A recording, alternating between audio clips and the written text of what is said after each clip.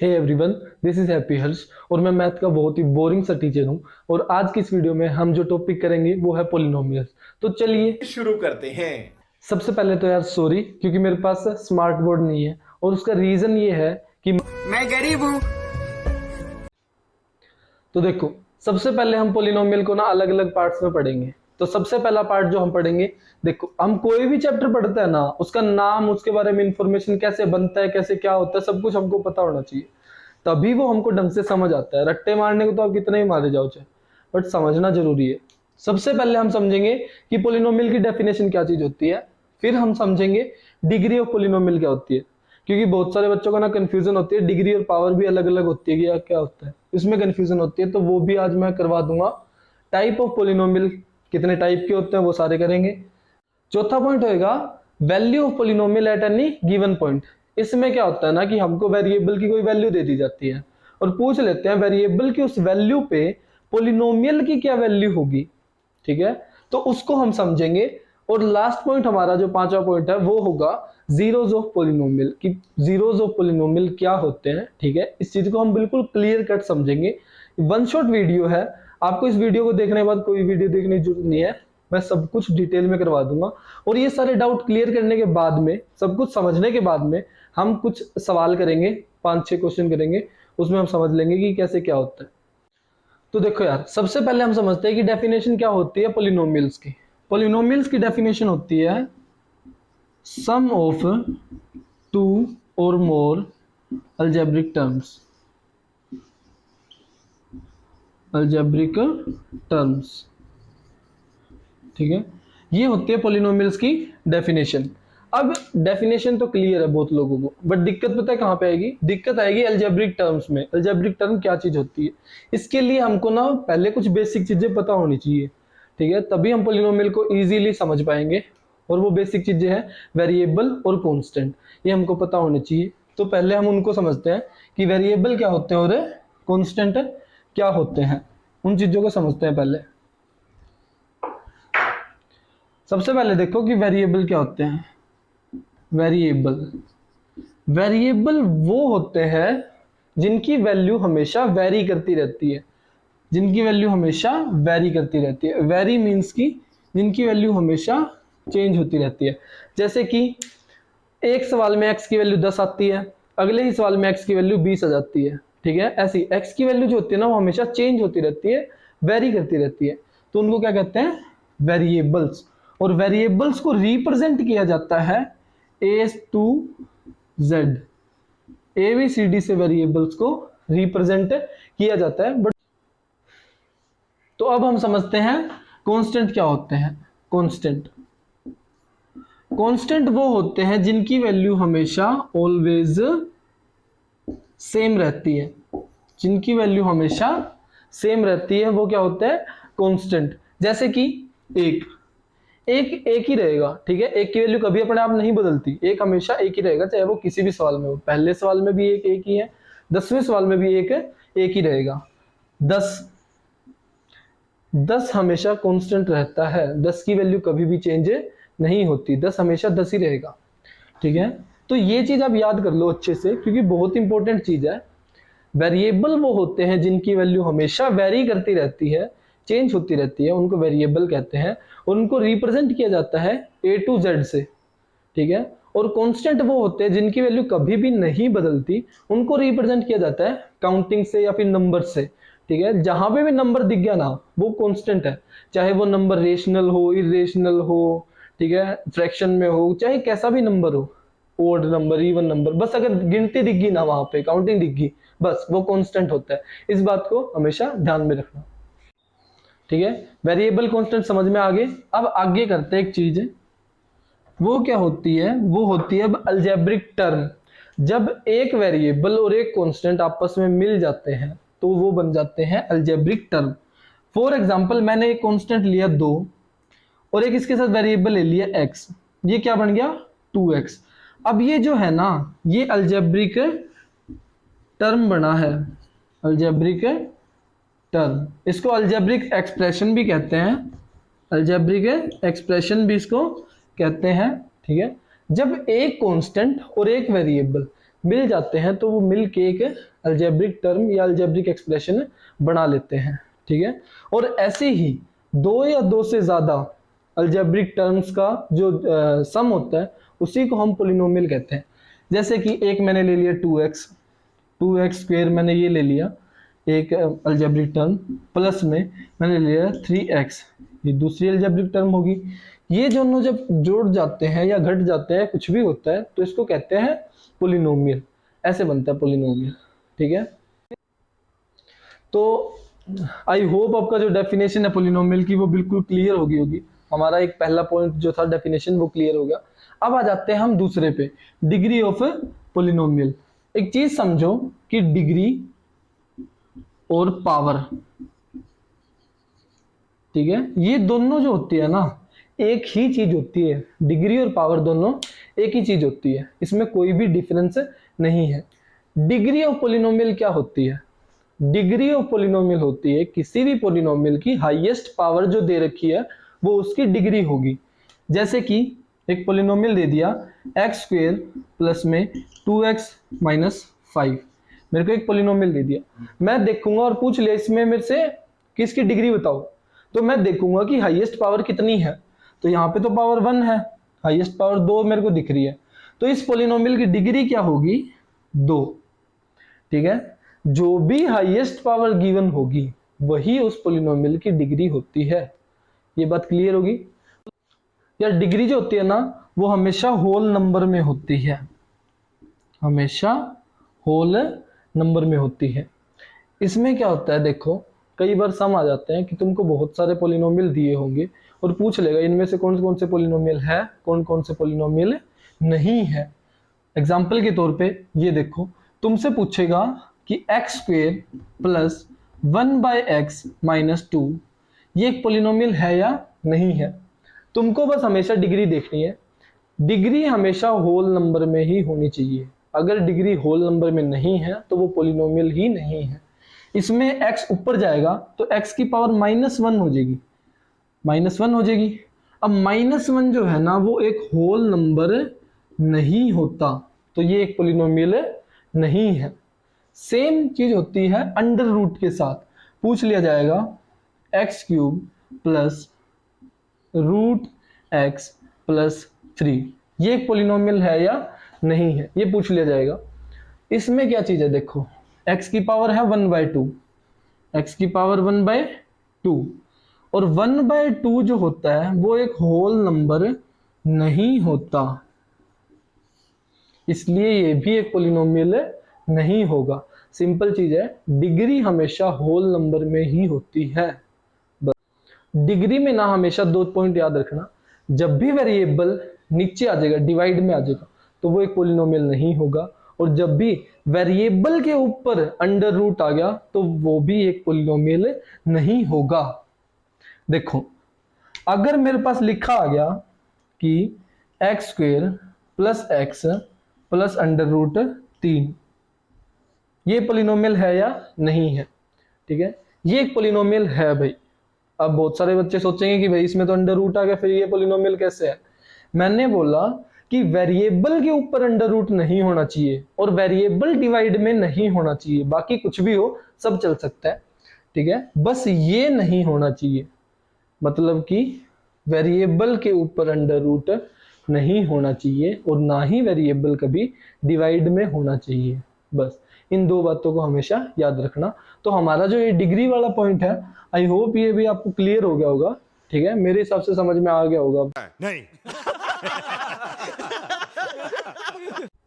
अब हम आ जाते हैं हमारे तीसरे पॉइंट पे, जो है टाइप्स ऑफ पोलिनोमियल। पोलिनोमियल जो होता है ना वो 2 टाइप के बेसिस पे डिवाइड किए जाते हैं, बताता हूं मैं। पहला देखो, पोलिनोमियल जो मेन होता है ना वो होता है डिग्री के बेस पे। डिग्री के बेस पे, डिग्री के बेस पे 3 टाइप के पोलिनोमियल होते हैं। पहला होता है लीनियर पोलिनोमियल, दूसरा होता है क्वाड्रेटिक पोलिनोमियल, तीसरा होता है हमारा क्यूबिक पोलिनोमियल, ठीक है। लीनियर पोलिनोमियल वो होता है जिसमें हाईएस्ट डिग्री 1 हो, हाईएस्ट डिग्री 1 हो। क्वाड्रेटिक पोलिनोमियल वो होता है जिसमें हाईएस्ट डिग्री हमारी 2 हो, और क्यूबिक पोलिनोमियल वो होता है जिसमें हाईएस्ट डिग्री 3 हो, ठीक है। बस डिग्री के बेस पे तीन ही टाइप होते हैं, पहला लीनियर, क्वाड्रेटिक, तीसरा क्यूबिक। लीनियर वो होता है जिसमें हाईएस्ट पावर 1 हो, क्वाड्रेटिक वो होता है जिसमें हाईएस्ट पावर 2 हो, क्यूबिक वो होता है जिसमें हाईएस्ट पावर 3 होती है। अब जो दूसरे टाइप होते हैं ना, वो इतने मेन नहीं है, ये ज्यादातर 9th क्लास में आते हैं, जो होते हैं कि मोनोमियल, बाइनोमियल, ट्राइनोमियल, जिसमें एक अलजेब्रिक टर्म हो, वो होता है मोनोमियल। देखो जैसे कि आ गया 2x, ये एक मोनोमियल है क्योंकि एक ही अलजेब्रिक टर्म है। इसके साथ मैं दूसरी जोड़ देता हूं प्लस 2x²। अब ये दो टर्म होगी, एक ये एक ये। जब दो अलजेब्रिक टर्म आ जाए तो बाइनोमियल, और जब ऐसे तीन आ जाए तो वो ट्राइनोमियल हो जाता है, ठीक है। यहां तक समझ में आया सबको? समझा? अब देखो यहां तक सही है। एक जो चौथा टाइप होता है ना, जो बहुत कम लोगों को पता होता है, वो होता है कांस्टेंट पोलिनोमियल। Constant polynomial. अब कांस्टेंट पोलिनोमियल क्या होता है, पहली बार सुना होगा बहुत सारे बच्चों ने। कांस्टेंट पोलिनोमियल वो होता है जिसमें हाईएस्ट डिग्री 0 हो, जैसे कि 2x की पावर 0, ये आ गया, ठीक है। अब ये क्या है, ये कांस्टेंट पोलिनोमियल है। ये बनेगा कैसे, किसी भी नंबर की पावर 0 होती है तो वो 1 हो जाता है, तो 2 × 1 2 हो जाएगा। ये देखो एक कांस्टेंट भी पोलिनोमियल हो सकता है, कांस्टेंट भी पोलिनोमियल हो सकता है, तो वो होता है कांस्टेंट पोलिनोमियल जिसमें हाईएस्ट डिग्री 0 होती है, ठीक है। ये सारे समझा? ठीक है। अब कोई दिक्कत नहीं है टाइप ऑफ पोलिनोमियल में, ये होते हैं टाइप्स, कोई ज्यादा लंबी चौड़ी बात नहीं है इसमें, बहुत इजी है, बहुत आराम से तुम कर सकते हो, कोई दिक्कत नहीं है। तू समझा? हाँ। नहीं तू समझा नहीं। तो अब हम आ जाते हैं हमारे 4th पॉइंट पे, जो कि है value of polynomial at given point, ठीक है। ये 4th पॉइंट्स मैं अभी समझाऊंगा आपको सबको, पहले मिटा देते हैं, ठीक है।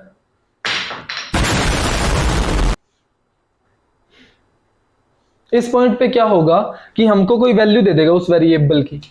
फॉर एग्जांपल लेट करो एक पोलिनोमियल ले दिया x² - x प्लस में 2, और हमको बोल दिया इस पोलिनोमियल की वैल्यू बताओ अगर x = है 1 के, अगर x = है 1 के। तो कुछ नहीं करना होता, सिंपल इसकी x की जो वैल्यू गिवन होती है वो उस पोलिनोमियल में पुट कर दो।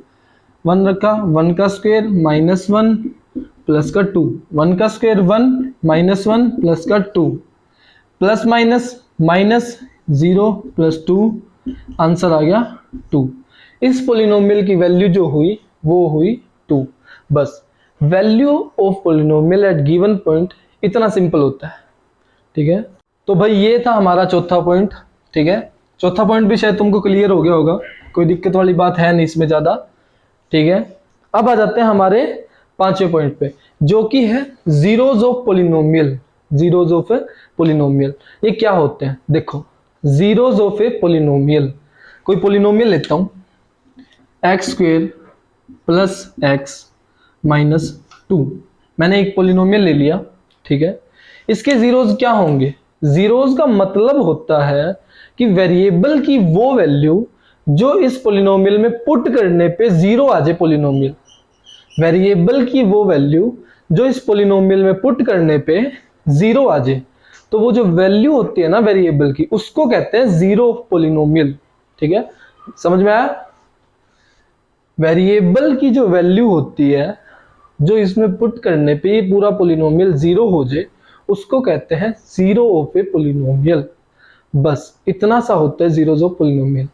जैसे कि इसका जो जीरोज ऑफ पोलिनोमियल होगा, मैं लेट कर लेता हूं, लेट x = में 1, इसमें पुट करके देखता हूं, x की जगह 1 रख दूंगा, ठीक है। 1 का square 1 plus 1 minus 2, 1 plus 1 2 minus 2, 2 में से 2 गया 0। देखो जब आंसर 0 आ जाए x की कुछ भी वैल्यू पुट करने पे, तो ये जो x की वैल्यू पुट करी है ना मैंने 1, ये 1 इस पोलिनोमियल का जीरोस है, ठीक है।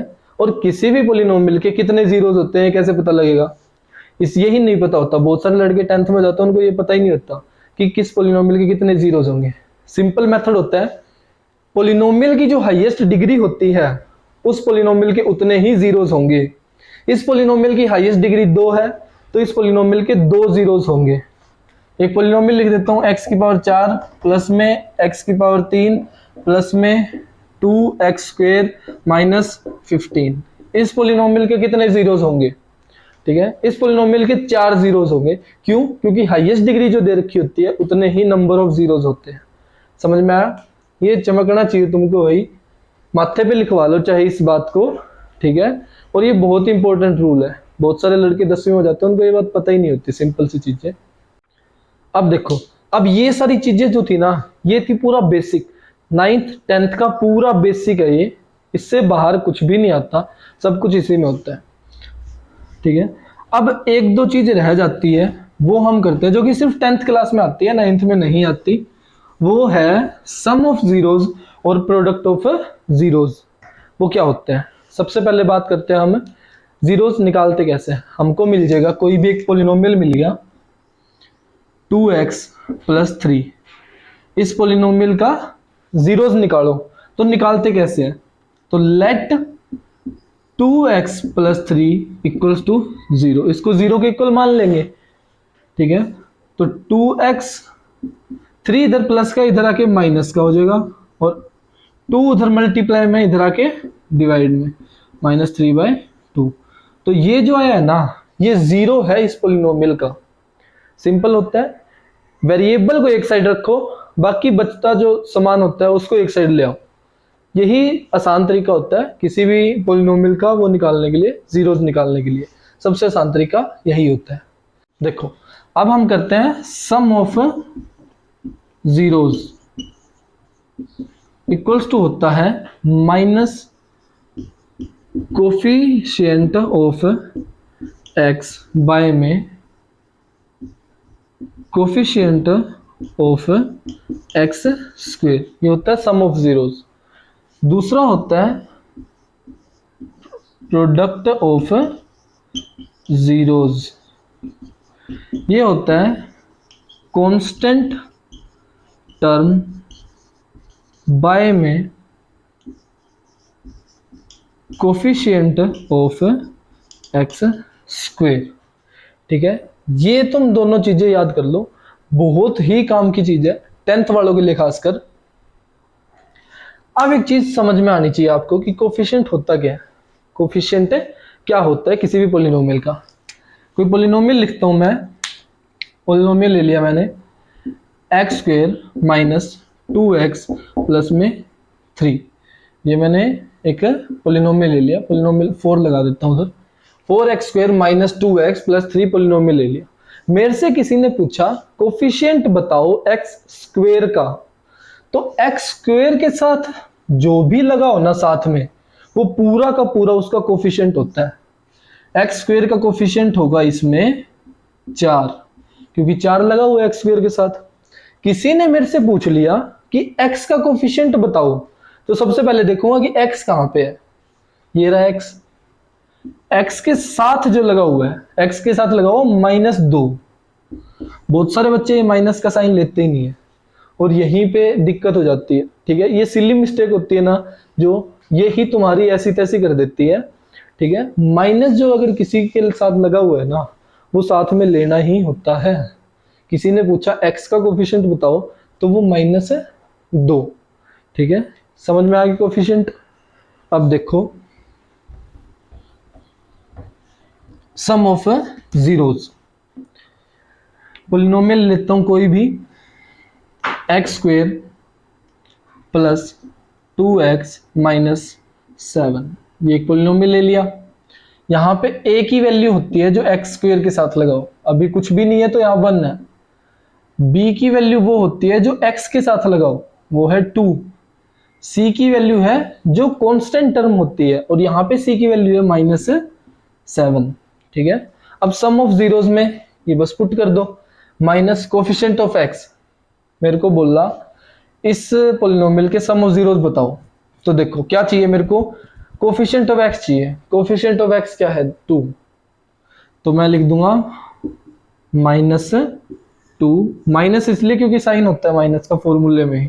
कोफिशिएंट ऑफ x स्क्वायर मतलब a की वैल्यू वो होती है 1, तो सम ऑफ जीरोस आ गया मेरा ये। और अब आ जाते हैं प्रोडक्ट ऑफ जीरोस पे। इसमें होता है कांस्टेंट टर्म। कांस्टेंट टर्म कौन सी है, -7 बाय में coefficient of x square. Coefficient of x square, x square के साथ क्या लगा हुआ है, 1, तो वो लिख दो नीचे, ये हो जाता है। बस इतना सा होता है। और इसको अगर तुमको ये याद नहीं करना ना, कोफिशिएंट ऑफ x और वगैरह वगैरह ये, तो इसको सिंपल करके तुम ये कर सकते हो, ये तो होता है सम ऑफ जीरोस -b बाय में a, प्रोडक्ट ऑफ जीरोस होता है c बाय में a। इनको याद कर लो, तुमको पूरा sum of zeros product of zeros easily याद हो जाएगा, कोई दिक्कत वाली बात ही नहीं है। और ये हमारा जो है ना, अब 5 वो जो पॉइंट्स बताए थे मैंने, sum of zeros, product of zeros और कोफिशिएंट, ये मिलके हमारा पूरा पॉलिनोमियल चैप्टर खत्म हो गया। इसमें अब बेसिक में कुछ भी नहीं बचा है। और अगर किसी भी बच्चे को कोई प्रॉब्लम आती है तो वो कमेंट बॉक्स में कमेंट कर सकता है, ठीक है, या फिर मेरे इंस्टाग्राम पे मेरे को मैसेज करके पूछ सकता है, मैं सबको जवाब दूंगा। ठीक है, कोई दिक्कत वाली बात नहीं है, बिल्कुल इजीली तुम आराम से कर पाओगे। पॉलिनोमियल चैप्टर में कुछ भी नहीं होगा। ओके, तो आई होप आप सबको ना जो डाउट थे पॉलिनोमियल चैप्टर को लेके ये क्लियर हो गए होंगे। और ये हमारे चैनल की ना पहली वीडियो थी जिसमें हम कोई टॉपिक समझा रहे हैं मैथ का, और मैं ऐसे ही वीडियोस डालता रहूंगा आगे। 9th और 10th का पूरा सिलेबस हम कंप्लीट करेंगे हमारे चैनल पे, और अब वीडियोस मैं जल्दी जल्दी डालूंगा। ठीक है, और वीडियो अच्छी लगी है तो इस वीडियो को लाइक करें और शेयर करें, और वो जो लाल वाला बटन है उसके साथ सूर्य नमस्कार करो या फिर अनुलोम विलोम, मुझे नहीं पता, बस क्लिक हो जाना चाहिए।